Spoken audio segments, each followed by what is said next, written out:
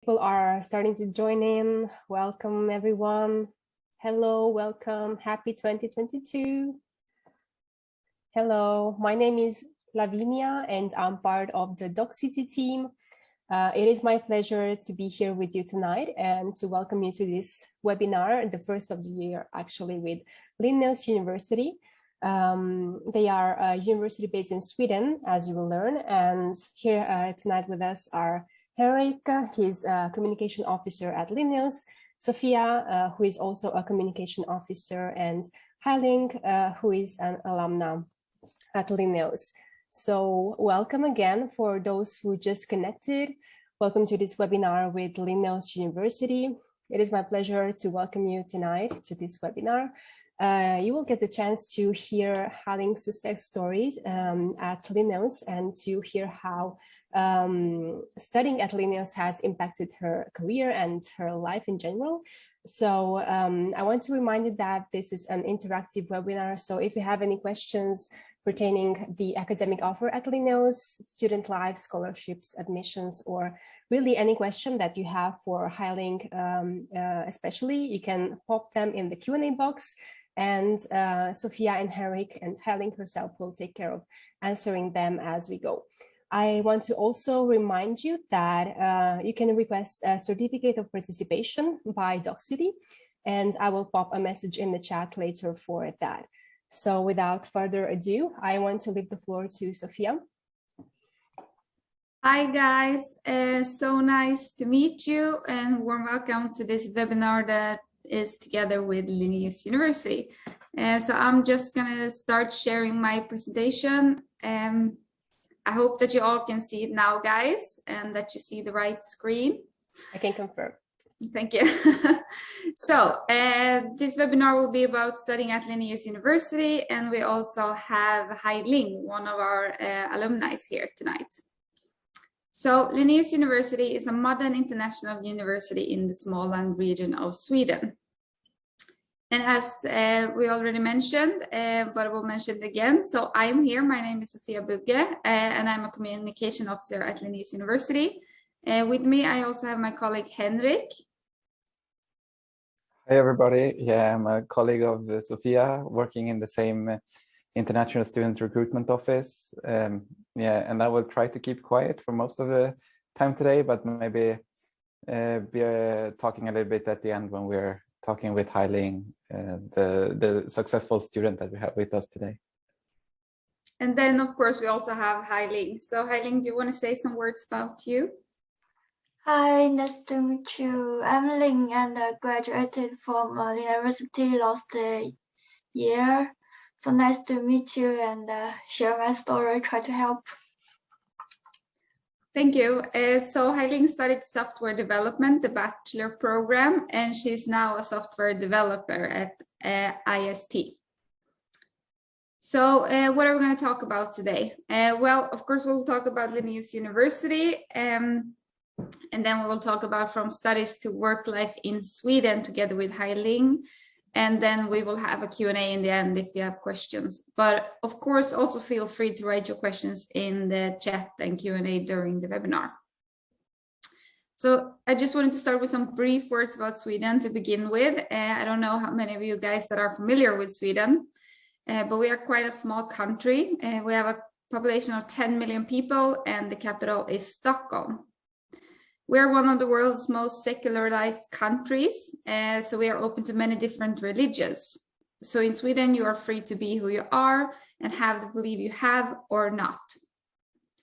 Swedes also are the second highest proficiency in English as a second language in the world, according to the Education First English Proficiency Index. So if you live in Sweden, you will get around well with English. You don't have to learn Swedish because 90% of the population is fluent in English. If you want to learn more about Sweden in general, I recommend visiting sweden.se. Just a brief word about academic studies in Sweden. So one full semester is 30 credits and a bachelor program is 180 credits, which is 3 years. And a master program is 120 credits, which is 2 years. but you can also build your own degree if that's something you want to do. The academic style in Sweden is quite informal. You can call your teacher by your first name, and there is room for discussions between teachers and students. You also study one course at a time, which means that you can put all your focus in one place, and it also means that you don't have an exam season. It's quite flexible with changing schedules on every week and every course. And you also have changing exam forms from essay to seminars and written exams. It's also quite a lot of group work. So you will be working together with a lot of different people and meet new friends and get new perspective from all over the world. More about general studies in Sweden you can find at studyinsweden.se. So let's focus on Linnaeus University. So Linnaeus University has 44,000 students and 15,000 full-time equivalents. We have 2,000 employees, and we are the 6th largest university in Sweden in the number of students. We are also one of Sweden's youngest universities. We were established in 2010 as a merger between Växjö University and Kalmar University. And that's why we also have 2 different campuses. So one in Kalmar and one in Växjö.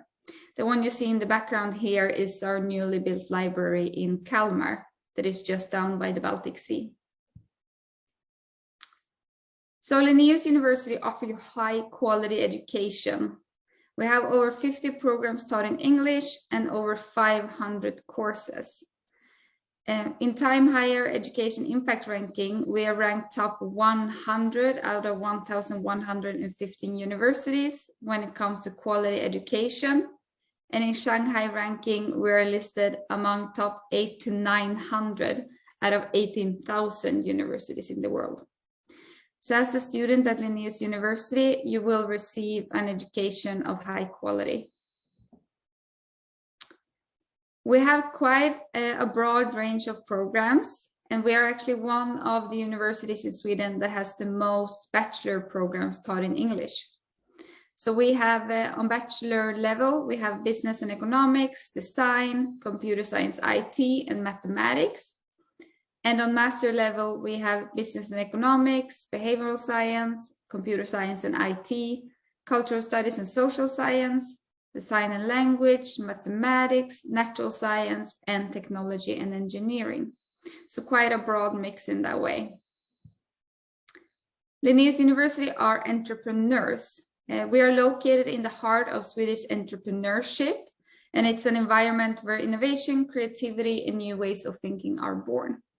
So the ambition of Linnaeus University is to stand out as a national and international level through the way we work with entrepreneurship and to be able to present the highest proportion of entrepreneurs among our students. We believe that an entrepreneurial culture is developed by attitudes and competences that makes our students more attractive in the labor market. At our university, our students also work in close collaboration with major companies, such as IKEA and Södra. So one of the collaborations we have is the Bridge. It's a multidisciplinary research and education collaboration about life at home and conditions of production that we have together with IKEA and Södra. So it's the master program of innovation through business, engineering, and design that works together with these 2 companies to create new ideas for a sustainable future. Linnaeus University is international. Here you can experience the best of what Sweden has to offer, while you're just one interaction away from every continent. And just a little bit more about Linnaeus University in the world. We have 2,200 active international students, roughly 900 incoming international fee-paying students each year, about 290 outgoing exchange students each year, and they can choose between 780 partner universities in more than 80 countries. So even if you come here to study your degree, you can also go abroad to study parts of your degree. We are sustainable, and through practicing what we preach, And through our research and programs, we create a sustainable university, ecologically, economically, and socially. So we believe that we have an important role to play in the work to meet the global societal challenges. So our work is based on the global sustainability goals in Agenda 2030, and to make sure that we have a more sustainable future. And we are also ranked among top 100 in climate actions and sustainable cities in Times Higher Education Impact Ranking. And if you want to read more about our work with sustainability, I would recommend visiting lnu.se/en/a sustainable university, where we speak and write about what we do with sustainability. So where are we located? Well, I hope by now you know that we are located in Sweden and in Scandinavia. So we are a two-campus university. We have one in Kalmar and one in Växjö, and it's 1 hour by train between the two. So the easiest way to get here is to take a flight to Copenhagen and then take the train. If you want to go to our capital, it is 3 to 4 hours by train up to Stockholm. Just some brief words about the two different campuses we have. So Växjö is a living campus. Växjö has 9,000 inhabitants, and it's one of Sweden's fastest growing cities and fastest growing IT cities. It's called the greenest city in Europe because it has a major focus on sustainable development. But I also think it could be called that because it is surrounded by forest and greenery. At Växjö, you have something quite unique to Sweden. You have a US-style campus, which means that on campus, you have almost anything you need. Most of the students, they live on campus, but they also have the university facilities, gym, leisure, pubs, restaurants, grocery stores. Almost everything is located on campus. Kalmar, on the other hand, is the student city by the sea. It is a little bit smaller with 70,000 inhabitants, and it's city integrated university locations. And so we have brand new facilities there from 2019. So they just opened actually now in 2020. So they are brand new and located just by the Baltic Sea. So it's a little bit different from Växjö because here it's city integrated with the students. So the students live in the city, and it's just 10 minutes bike ride wherever you want to go. Since it is located by the Baltic Sea, we also have internationally prominent research with natural sciences that is linked to the Baltic Sea. Kalmar has also been nominated Sweden's summer city several summers in a row, since it is by the Baltic Sea and has the most sunny hours per year. Linnaeus University has an active student life. We have buddy programs, friend-family projects, student unions, and student associations. We also have a large community of international students. We have a long tradition of internationalization that offers cultural insights from all over the world. To change the subject, we're going to talk about something that I guess some of you guys might be interested in. So Linnaeus University offers scholarship programs. We have a scholarship that covers up to 75% of the tuition fee.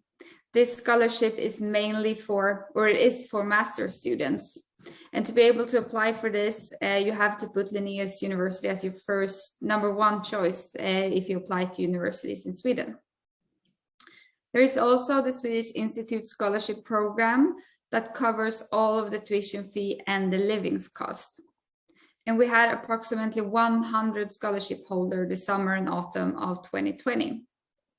So just something that also can be worth bearing in mind is that if you are an EU citizen, you do not have to pay the tuition fee. Then you can study at universities in Sweden for free. So working, that's partly why we're here today. We're going to talk a little bit about working in Sweden, and then I will leave the word to Hai Ling. So working on a student visa, you are allowed to work during your studies. So you can actually work as much as you want during your studies, as long as you can still, you still are able to conduct your studies.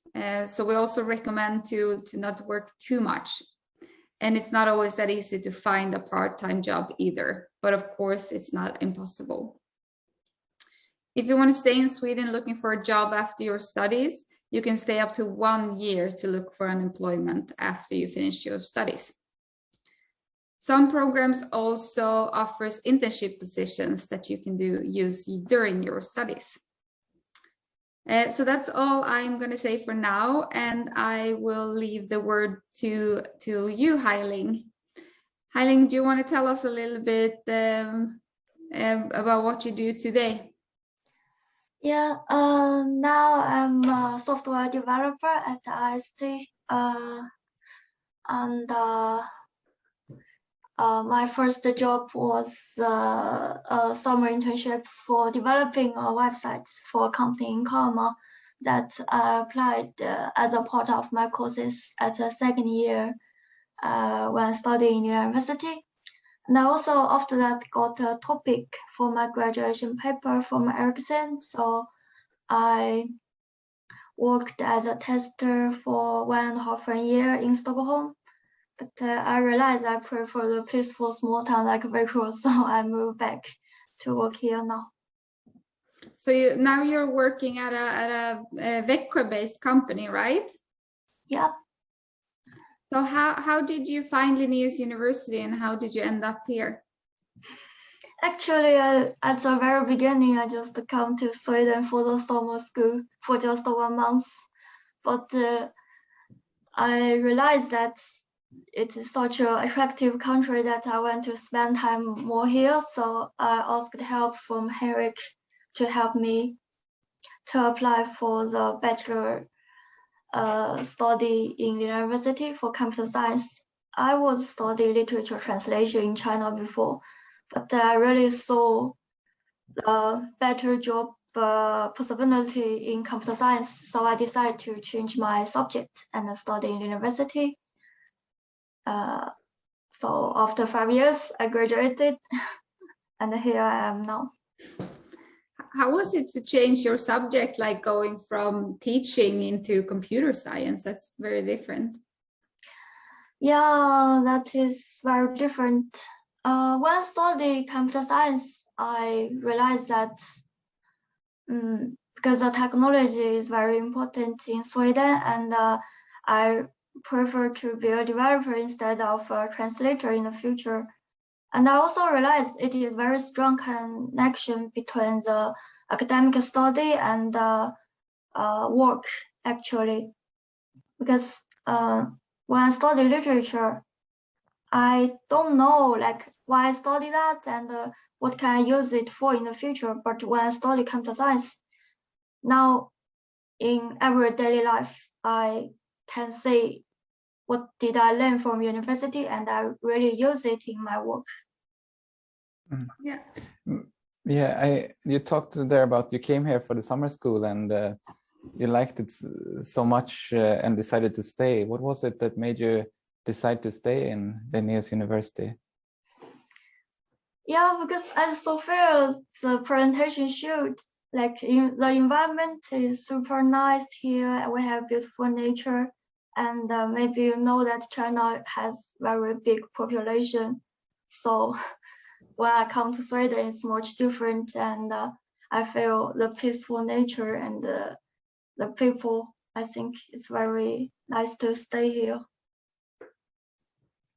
What was the biggest difference coming from, like, since you were studying in China before, like, how was the difference between studying in Sweden and China? There are many differences. For example, the professor, like in China, when you do raise hand and ask a question, something like this, to stand up to call the professor like doctor or professor in that way. But in Sweden, I think the equality is very obvious. And we have a lot of group works. We can meet a lot of international students. That is, I didn't experience in China. So how did your studies, question. I've got a question. I thought we saw something. Let me see. Could you share the schedule for applying for scholarship for master? Oh yeah. We will talk about scholarship and when you have to apply for that in more detail in a bit. So how did your studies prepare you for the work you have today? Actually, I still review my literature notes when I'm working as a developer now. When I studied that, maybe I didn't know like how the actual work will need that. But when I come to from internship to work, I realized that everything I learned from the university is actually used. For example, like when I work in Ericsson, I used the knowledge like I learned from literature to build a 5G network, and when I work as a website developer, I used everything that I learned in my project. That's to be a developer. University really helped me to be really good prepared. So when you were starting, like ending your studies at Linnaeus University, how did the university help you when you were starting to search for a job? Actually, at the very beginning, I was not that confident to finding job because I'm afraid like I have accent and my Swedish language not good. So I wrote an email to the career center in university, and the staff replied me with appointment. I met her in the office at H building, so she introduced me about what we need to find a job in Sweden, how to write in CV, how to prepare for your interview, like every basic information I need to find a job. Then we also have a lot of activities in university. I didn't miss any of the career events. I attended every of them from the first year. Although at the very beginning, when I was first year, I'm not that prepared, so I was just there for getting some candies like this. But I still got an overview about the local company and the available positions. So I got an interview in the career events, and the HR told me like, we can have a short interview and write to me again when you graduation. I did so, and I got my current job. Oh wow! So it was already in your first year. Did you say that? No, I got contact with the company in the first year, and I repeated to show in front of them every year. So yeah, I got familiar with them before I graduation. So maybe they had the best candy of, of all the companies in the fair. Yeah, I love them most. But you also said like when you attended these events and when the career center helped you, you were afraid that you couldn't speak Swedish. Do you think that that was a big obstacle when trying to find a job? No, I think I still recommend you learn Swedish if you have time, but personally, I don't think it's super necessary because most of the Swedish companies are international, and surely they are very friendly if you want to practice Swedish language with them, but it really depends on the job. If somebody wants to working with business or somehow communicate with the customers, maybe it's necessary to learn, but as a developer, I think it's okay to speak English in a daily work life. So how was it to search for a job in Sweden? Like how was it as an international student? Well, I think I was kind of panic when I began to search job because I feel not so confident to talk, but actually it was, I think it's the way everybody do that. If you get familiar with that, it's not so difficult to search a job in Sweden because we have every information in LinkedIn, and if you ask help from university, they are super welcome. So I really feel I'm prepared when I graduate. I'm glad to hear. So did you work anything during your studies? Yeah, I applied a course in the second year. It's called placement in computer science. So it's kind of like social activities that students can attend. With that course, I got a summer internship in Kalmar, so worked in the summer. I think it's very helpful when I apply for the official job later, because the boss write me a recommendation letter that I can attach. So yeah, when I finding job later, it's gave me more confidence. Was it a paid internship or? Sorry? Was it a paid internship? Did you get any salary? Because when I worked, it's the course-based job, so it was without payment. But after I finished the job, the boss said like, "Oh, you did a great job. We should have an after-work activity." In the after-work activity, I got 5,000 kron as rewards, so it's paid. That's good. Great to hear. Thank you. Yeah. So how was it? Oh, yeah, go ahead, Henrik. Yeah, how was it to move from academic studies and then go into work life? That's quite interesting, because when I studied there, I just feel like I finished my segment, I passed the exam, and that's all. I think it's also because of my cultural background, because I don't know how to I know how to follow the order, but I don't know how to be creative. But when I come to work, I realize what I did learn is really useful, like especially for this year, we're in pandemic, so a lot of things I learn. I feel like a lot of achievements that I can use my knowledge to help the daily life. That's great. So what are your best tips for students that are looking for a job? I should say don't be afraid to be refused, because I worked as a developer for 1 year now, and in the beginning I still got a lot of refusing letter from my old applications. I think it's totally fine, like if you got a refused letter tell you like thanks for your application, we already have better candidates, something like this, because that don't mean anything, like you don't have chance to try again or anything of that. It's just to help you to realize what is your advantage and disadvantages, so you can do better in the next interview, and just keep trying. I think in Sweden there are plenty of opportunities, like don't be afraid to try more. So what would you say to students that are thinking to come to Sweden for studies? Welcome. Yeah, trust me, like if you see the presentation of Sophia just now, I had a wonderful experience, and it's reminded me the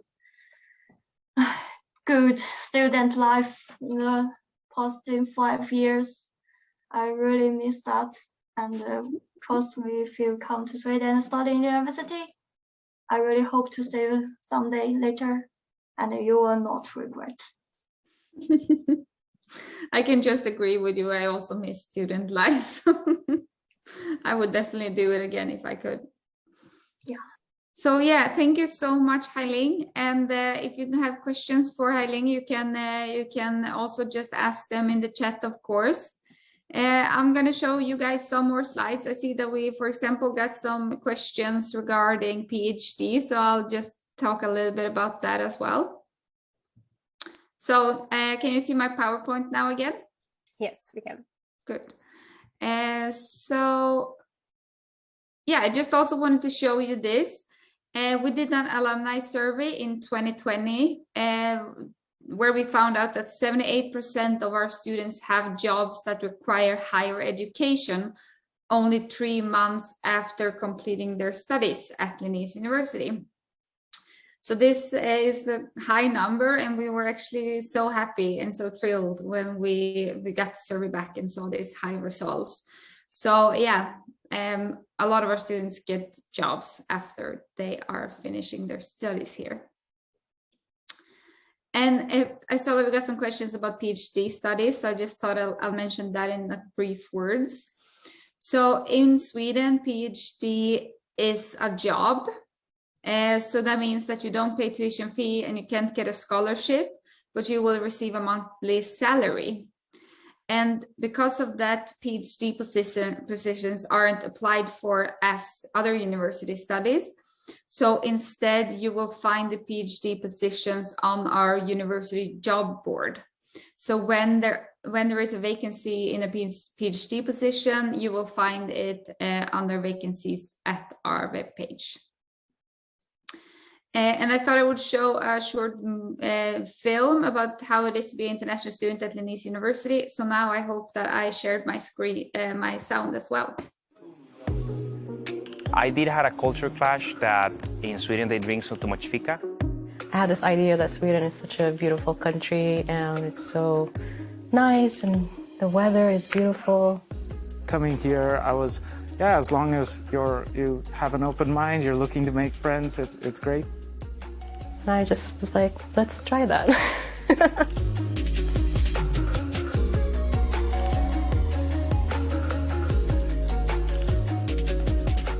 My name is Juan Carlos Celedon Pinto. I study Sea Captain. My name is Fatima Zahra Abdulatif. I am from Sudan and I study international affairs. My name is Sabir. I'm from Bangladesh. I'm studying the marketing master's program here. I remember the first lecture we had, the professor just gave us all these papers and that was like the outline of the program. I was sitting there like, so are you going to teach anything? So here, it's not so much that your tutors will give you an assigned task. They're more there to guide you. Yeah, so they really they want you to rely on yourself. And they offer kind of general guidelines, but you have to spend a lot of time on your own, studying, understanding what the learning outcomes are, and making sure that you achieve it. I volunteer with Amnesty here in campus, so that's something that I'm very interested in like social issues. But there's other things you can do, and you can find like the group that you want and that shares your interests. Maybe you can sometimes get the impression that maybe Swedish people are a bit reserved, kind of distant, but that hasn't been my experience. Because Swedish people are very open and they're very active as well.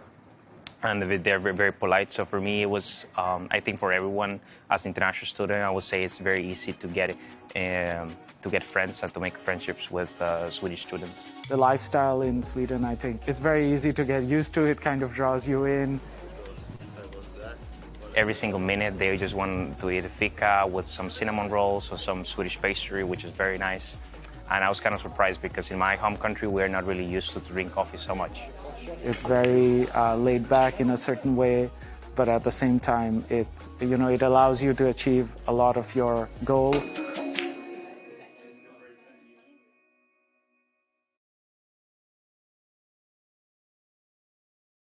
So just some words about why you should choose Linnaeus University.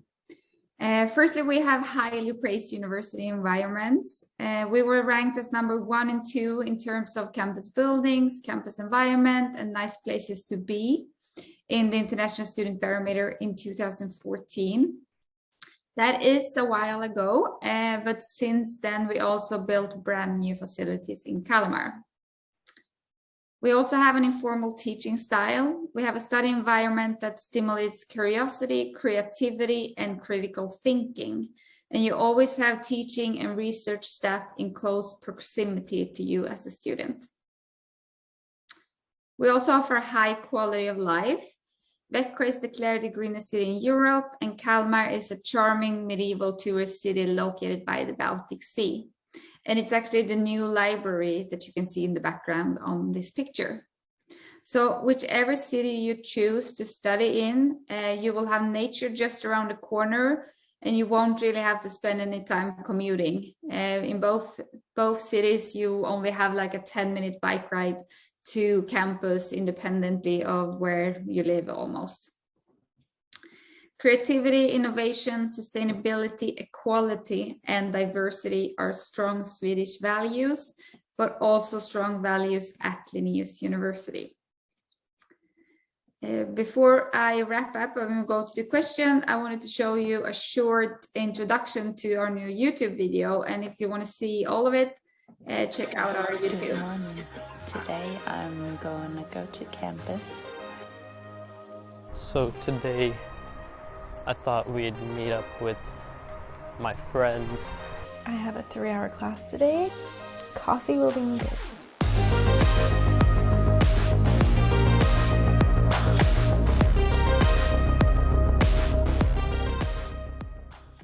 Yeah, so please check that out at our YouTube channel. And before we wrap up, I just want to give you some brief words about how to apply. So in Sweden, all applications are submitted through universityadmissions.se. And the application deadline for autumn semester 2022 is the 17th of January. So that is quite soon. But for many, we're also open for late applications. So the last date to support your application with the documents needed is the 1st of February. And then you will get the notification of selection in April. We also have a couple of social media accounts that I recommend following us on if you're interested to learn more. Facebook, Instagram, and YouTube is the ones that we use the most. And on our Instagram, you can find quite a lot of student content and where they tell you about how it is to be a student here. I would also recommend visiting our webpage, alumna.se, and the general information about Sweden and studying Sweden at studysweden.se. We also have an inspirational portal where you can find a lot of material and pictures and videos. That is lnu.se/study. And as I mentioned, if you want to apply, it's universityadmissions.se. If you want to get in contact with us, I recommend study@lnu.se. And you can also chat with our students. And at there, you can find students from many various programs and various backgrounds. So if you want to chat with students, I recommend going into lnu.se/en/chat. So that was all the slides I was going to show you. So yeah, I hope you guys enjoyed it. And I see that we have some questions that have been coming in. We do have some questions, and I also see some raised hands. So if you have questions, please drop them in the Q&A box so we can answer them. And also I want to thank Hai-Ling for her testimonial, and actually just to say that I really enjoyed how optimistic she was, because it's true, like success doesn't always come overnight, and you can have many applications and not be where you want to be, but it's important to just push through. And with that being said, Sophia and Henrik, maybe you can go to the questions we didn't manage to answer yet. So I see a participant is asking if it's mandatory to have an English proficiency certificate like IELTS and or TOEFL. Yeah, I can take that. Yeah, for most students, you have to have a English proficiency test like a IELTS or TOEFL test, but there is some exemptions. For example, if you're studying in an English-speaking country, or if you have done all your previous studies in English, like you have done the whole bachelor program in English, then usually it's an exemption, but it's a little bit depending on which country you're studying in. And I would recommend that if you want to know exactly how it is for you, check it out on universityadmissions.se. There you can go. It's quite clear. You can search for English requirements and you can see which countries where it's exemption and you don't need to do the IELTS or TOEFL test. Thank you very much, Henrik.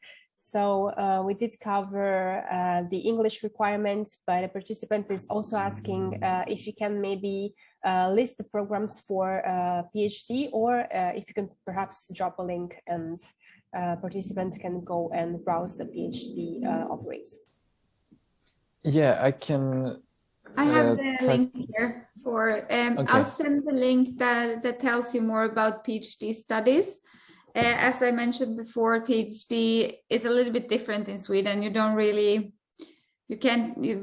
have like a list of the different PhD positions, since it varies quite a lot, depending on where there is a vacancy and where they will develop within the research. But I'll send it now in the chat, so you can check that out. Thank you so much, Sophia. I confirm we got that. So if you're curious about PhD positions, check that out. So to go to the next questions, a participant is asking if you can perhaps tell her what master programs do you have related to environmental studies? So what programs do you offer? We have quite a lot of different programs related to that, also depending on like what kind of field you want to go into, because we both have it within like engineering, but we also have it within entrepreneurship. So I guess it depends what kind of way you're interested in going, or what kind of subjects. Yeah, so as I said, both within the business and economics, we also have it within design, as design plus change is a master that almost specific, like just focus on how to use design for a sustainable future. And then one of our most popular ones is innovation through business engineering and design, that also work a lot with sustainable solutions for the future, and then also together with different companies such as IKEA. I don't know if I missed anyone, Henrik, if you want to fill in. Yeah, I mean, basically all of our engineering programs has a sustainability focus. Like they've all like focus on sustainability when you look at all our masters in engineering. But as Sophia says, there is a lot of sustainability focus in Linnaeus University. So depending on what you've been studying before and what you want to study, you can always, not always, but in 99% of all the cases, you can find something related to sustainability and to study in our university. And we also offer our lecturers and professors to have courses at the university on how to focus on sustainability when they have lectures and so on. Thank you so much, Sophia and Henrik. So another participant from Venezuela is asking if you perhaps offer a physiotherapy program. Unfortunately not. That is taught in English. Okay, so they can for sure browse all the other programs if they're interested in anything else. To go to the next question, participant is asking, and I think this is interesting because I rarely see it asked, if it's possible to transfer from another university. They are currently studying a bachelor in English. Yeah, it is possible to transfer from another university. It's not a big problem. The problem is that we don't have a bachelor in English. So if the student want to continue to study the same major, it could be a problem. But as Sophia talked about in the presentation, you can build your own degree basically. So you could use the English courses that you have studied and put in something else, for example, social science, and build your own social science degree. The easiest way, if you come from English major, is to build it in peace and development, and depending on how much you've been studying. But if you've done most of your studies already in the program, it could be enough with 1 or 1.5 year of studies here, and you could get a bachelor degree in peace and development studies. Thank you so much, Henrik. So a participant is asking if you have any petroleum engineering department. They are from Syria living in Iraq. What kind of department? Petroleum engineering. What was that? Sorry. No, we don't have any petroleum and engineering. No. Okay, so to go to the next questions, somebody's asking if you offer any master programs in public health or nutrition and dietetics in English. We have have yeah, sorry, Henrik. I'm just no, ladies first. when I know the answer to something. So we have a master in health science that might be of interest, and I can send the link as well. And also, if it's food science, depending on what kind of food science the student is interested in, we have our chemistry program where you can go for a food chemistry focus on that master program as well. Thank you very much, Henrik. So I saw a question in the chat, and I think the second part hasn't been answered yet. They were asking if you perhaps offer full free scholarships for students coming from countries that are affected by war, like Yemen, Syria, and so on. Well, we offer scholarships, but unfortunately, they're not need-based. They are based on your merits. So they're only merit-based, and we don't look at the country that you're from. So everybody outside of Europe, because European students study for free. So people that comes from outside of Europe, everybody can apply. And then we base it on merits, on who will get it or not. There is also this SI scholarship, the Swedish Institute scholarship that you can apply for. And they're having a limitation on what countries they're offering the scholarships to. And I would say that there is a focus on more on countries that need it, like where they have been affected in one way or another. And if you come from a country affected by war or a very poor country or something like that, there is a bigger chance to get the SI scholarship. Thank you very much, Henrik. So actually, a few participants have asked how can they actually apply for a scholarship. So if you can perhaps give a bit more information on that, on the main steps, maybe. Okay. Yeah.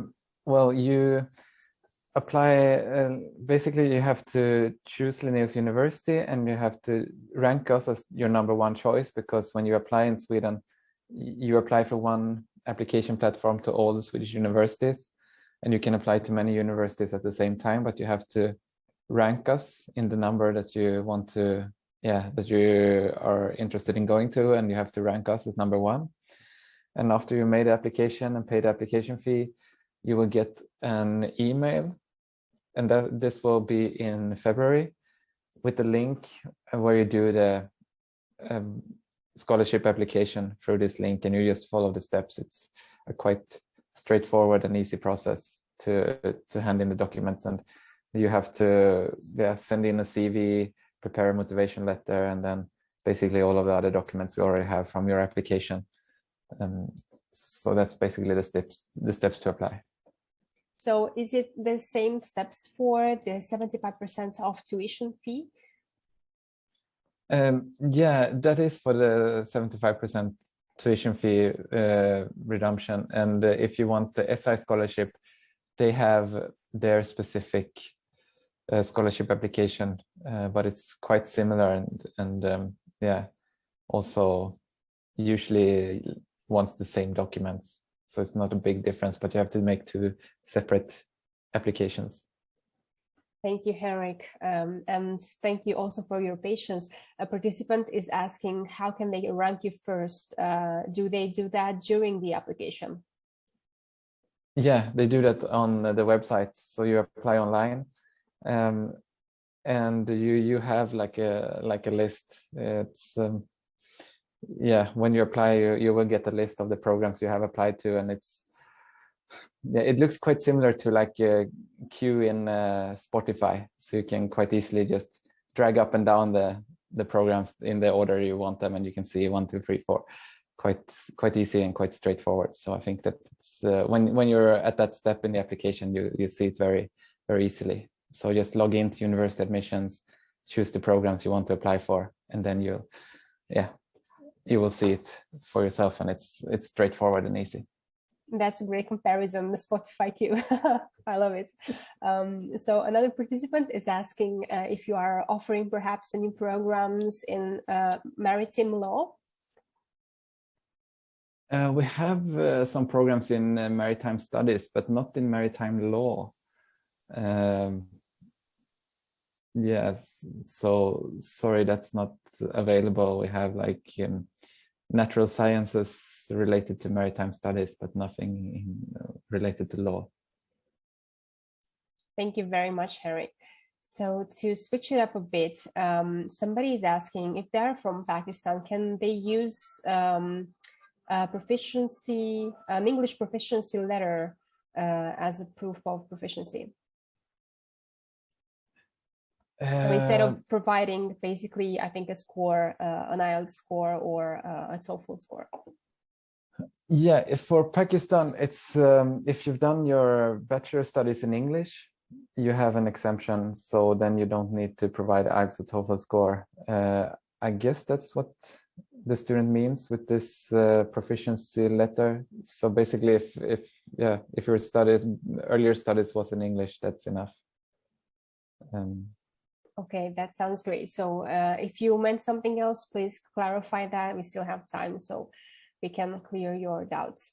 Another participant is asking if you offer any programs in psycholinguistics and neurolinguistics. In neurolinguistics, no. Sorry, we don't. Okay, so to move forward, we have a few more questions. Somebody is asking if they're studying management engineering, and I see that Sophia is answering that, but maybe perhaps someone else is interested. If they're studying management engineering, is there any master program that you offer in maybe digital marketing or any program really that is related to management engineering? Management engineering, we don't have management engineering per se, but we have a lot of programs that is quite similar or linked into that one. For example, we have information systems that is a little bit linked to that, and we have a new program in engineering. I don't remember the name. Do you remember the new engineering program, Sophia? Not off the top of my head. This is one of the advantages of a broad university. Yeah, that you have too many programs. But we do have very similar programs, both, let me see if I can find it here. Sustainable structural engineering. No, I'm not thinking of that one. I'm thinking of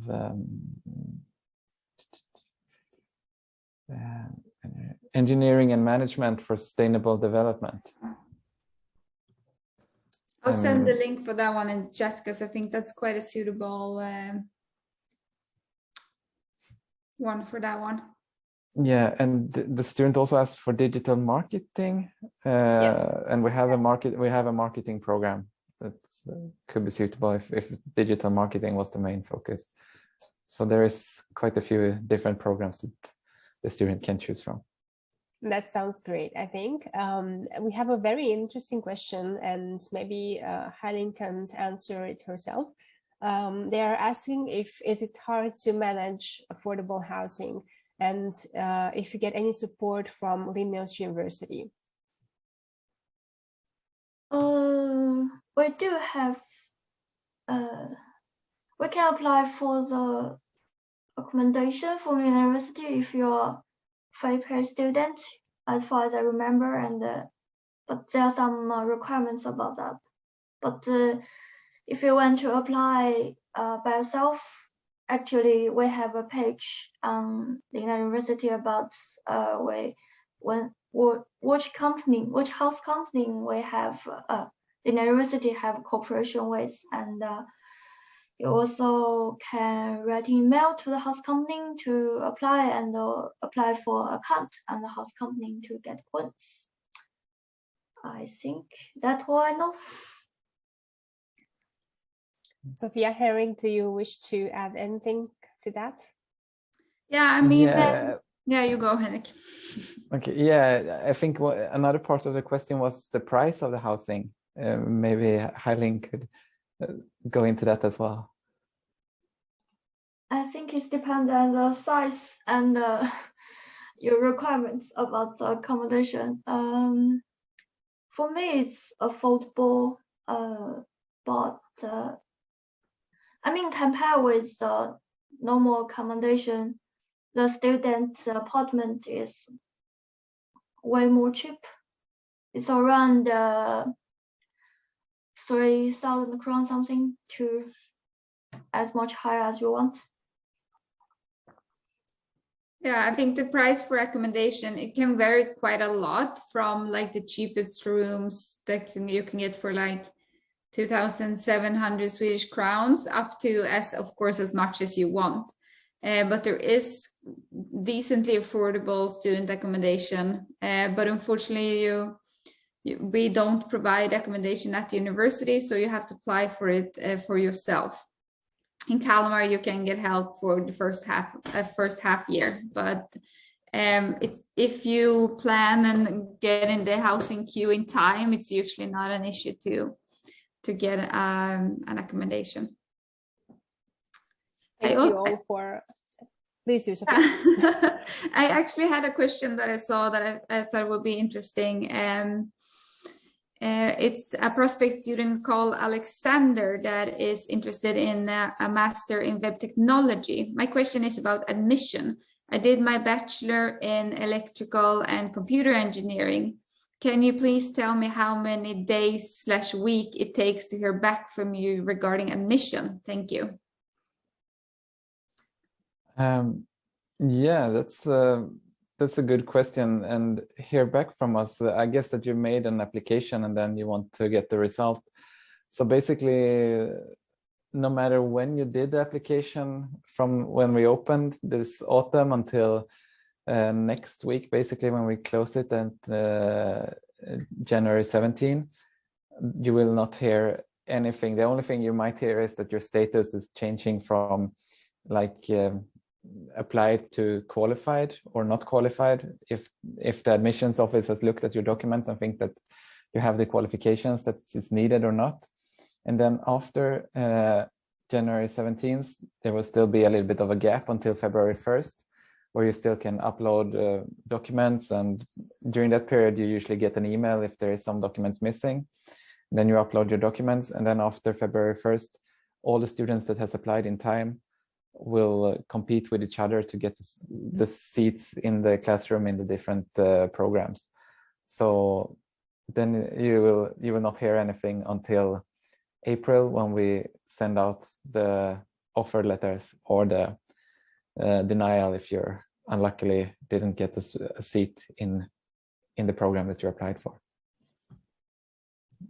Thank you very much, Henrik. I see we have a lot of questions still coming in. Sophia, is there any in particular you would like to start with? I think we got a question. What is the requirements to apply for undergraduate? Henrik, maybe you could talk a little bit about the requirements and where to find information about them. Yeah, you can find the information on each program's program page. So if you go to our website and then you find the program that you're interested in, it's quite easy to just search for it in the search using the search engine. And then on the right side of the page, there it will be like the prerequisites and the requirements that the program require you to have. And for most of our bachelor programs, they require you to already have graduated from high school. So if you're studying your last year of high school, unfortunately, it can be hard to get admitted. And then it's better to wait if you, and And then the requirements for English is 6.5, like IELTS 6.5, no part under 5.5. So it's same as our master programs. And then there's usually some kind of requirements on that you should have studied some specific courses. And that one could be a little bit complicated to compare. But yeah, it's hard to say like directly how you compare it to, yeah, depending on what high school you've been studying in which country. But usually if it stands like mathematics, then it's require you to have studied quite a lot about mathematics in high school. And so you can think about it a little bit like that. Thank you so much, Eric. I think they are happy with the reply. So we have a couple more questions that I think would be interesting to answer. Somebody is asking if it's difficult to find a part-time job as a means to support themselves while they are studying. So does the university offer any aid in finding part-time jobs or full-time jobs? And can students have access to any student services? So career services in particular. Yeah, we offer career services that can support the students, like Hai-Ling was talking about, different kinds of support with how to write the CV, how to find the jobs.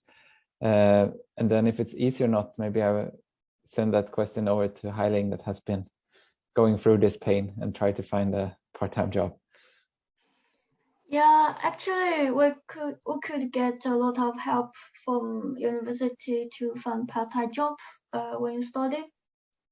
Like you can get information from your classmates and write email or just ask help from the university if you don't know which company have available positions or how to writing CV or perform in the interview in Sweden. Everything university provide the answer, and we also have LinkedIn, like you can search for part-time information or summer job in Sweden.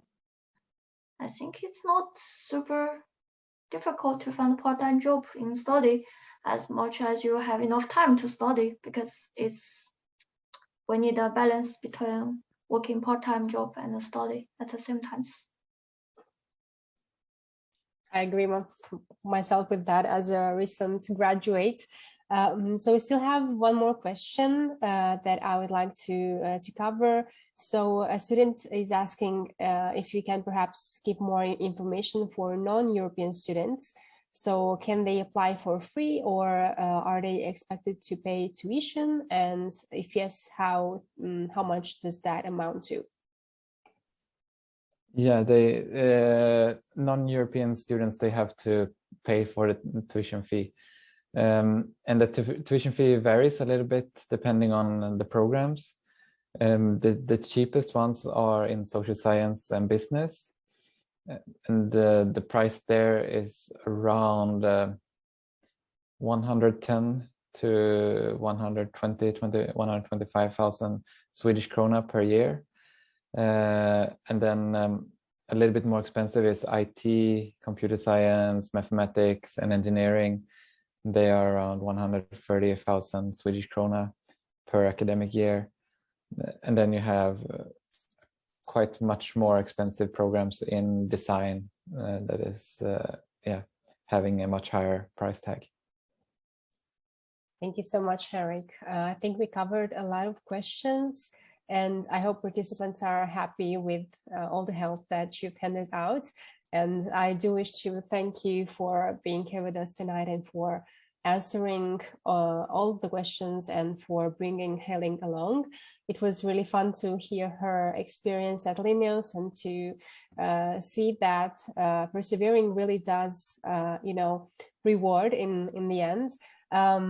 So yeah, I just want to remind all participants that have stuck with us until the end that they will get an email after the webinar. So if you have joined the webinar later than the beginning, you will get a recording.